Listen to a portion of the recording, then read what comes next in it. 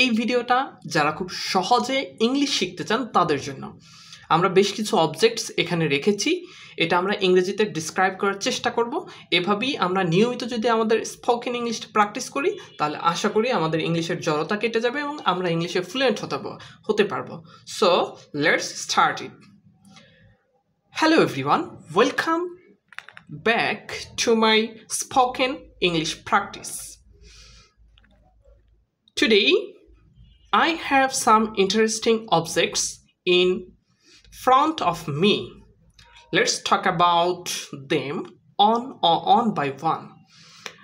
Firstly, look at this coin. This is a round silver coin.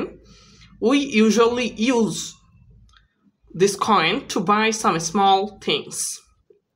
For example, if we go to shop, if we go to market, I can give this coin to pay some things.